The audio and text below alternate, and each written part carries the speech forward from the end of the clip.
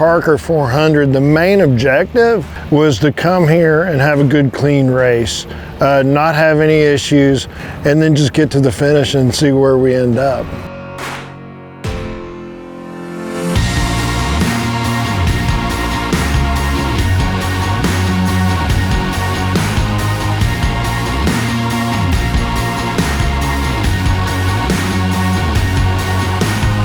I think the interesting thing about Parker is everybody feels like it's just really fast and there's not many gotchas out here. But the crazy thing, there was carnage all over the track. I mean, everybody was having issues.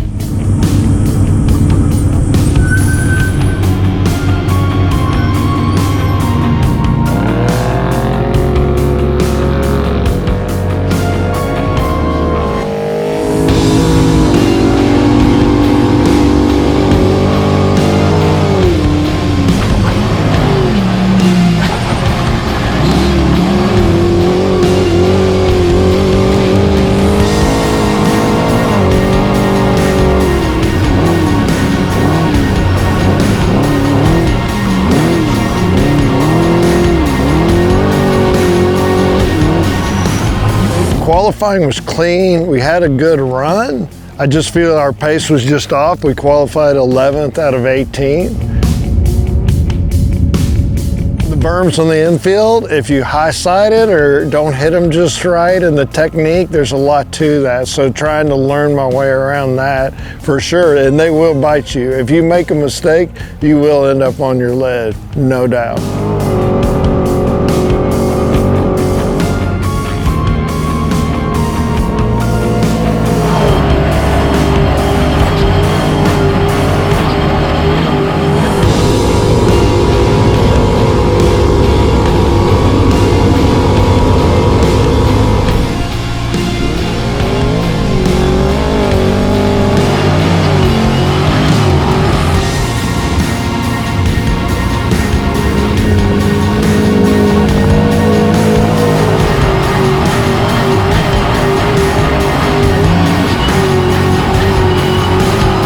I kept the truck clean, we had a clean run, so that was positive, no issues, but our pace just wasn't there.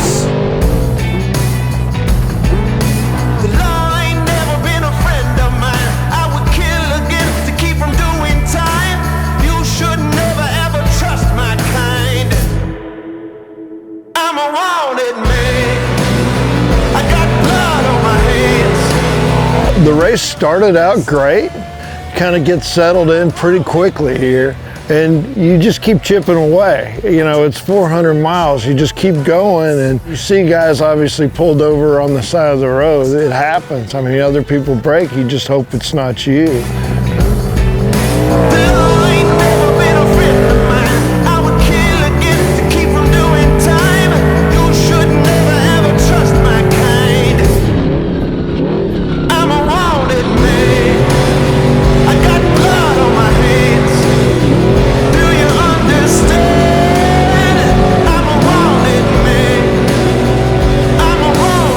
Water section's crazy up there. Obviously I pre-ran, we saw the whole section, and I'm thinking to myself, there was never any water on this course whatsoever. I've heard rumors that the farmers up there, they're not super stoked about us racing out here, and they dump their irrigation into the race course there, but it creates a hell of a mess for sure.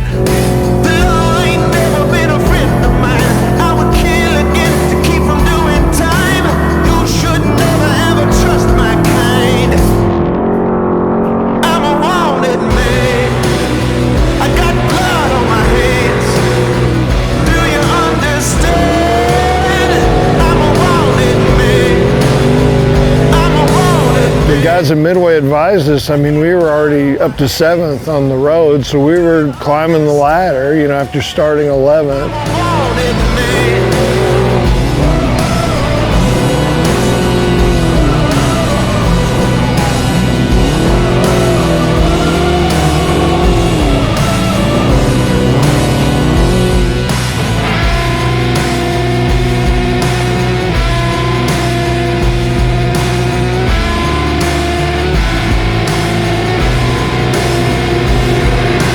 I mean, the big issue was started to feel the power steering something was, you'll nibble in the tighter sections, you'll feel it stiffen up.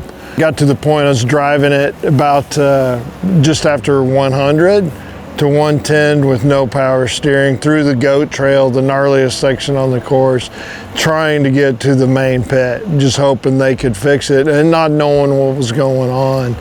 Well, unfortunately, we came into a turn and I hit a rock and it turned the wheel and it was just pushing and the back tires just dug in and we were stuck. It's a totally benign spot on the course. If you were driving it any other time, you'd be like, you got stuck here? Like, it was pretty unbelievable. Get out of the truck, start to dig it out. I ended up calling Geiser on the cell phone. And he's like, just pull the hood off and see if you can see anything in there. So we pull it off, add power steering fluid to the reservoir, turn the truck on, and we see where the fluid's shooting out. It turns out we had a loose fitting, which was a good thing. The bad thing was the fitting was impossible to get to, and we didn't have a wrench to get on it. Some of the spectators happened to be R.J. Merritt, who races Spec trophy trucks, was one of the first guys on the scene. Great guy. He helped diagnose the problem as well, and he was the one who actually tightened the fitting up by hand, but thanks to him for helping us to get back going and get out of the desert.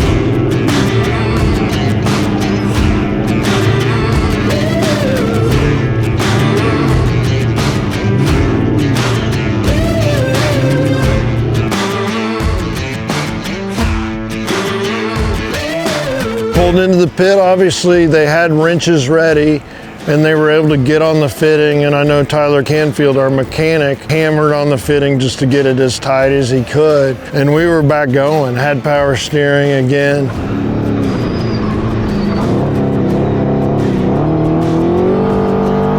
Leaving the main pit, I drove as hard as I've ever driven, especially in this truck, just because I was frustration. I was just like, I just want to go. And so, I mean, my co-writer made the comments like, man, I didn't know you had it in you.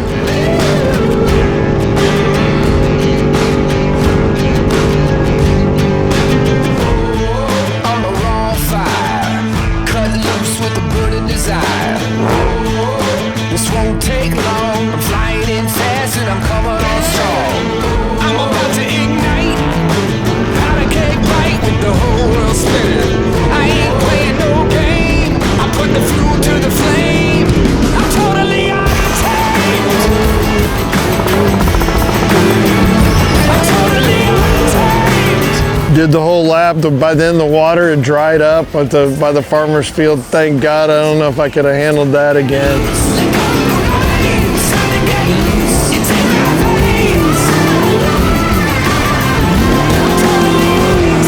So I'm coming into Midway pit. We're going to do a driver change, rear tires and fuel. That all goes smoothly. However, when the guys are looking over the truck, turns out we had lost a power steering servo. Got to us at Midway, and the end of the servo was broken off. And luckily, Jeff Geiser was able to find one. Someone had one at the pit next to us. We replaced the servo, and then Sean took off at that point. Sean's normal co-rider, Jared, was under the weather, so Corey got in. I looked at him, I said, you drive this truck as hard as you can for the rest of the race. And I think the two cousins just had a blast riding together.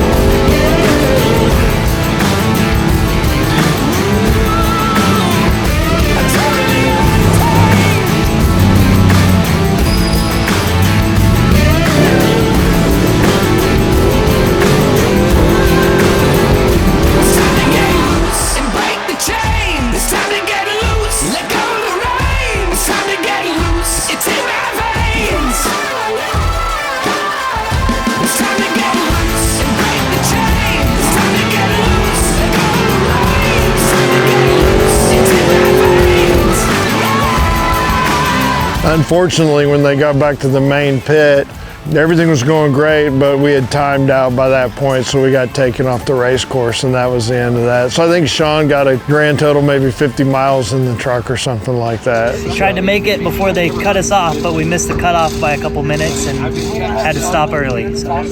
There's no replacing experience, and so that's what we're building, unfortunately, right now, the hard way.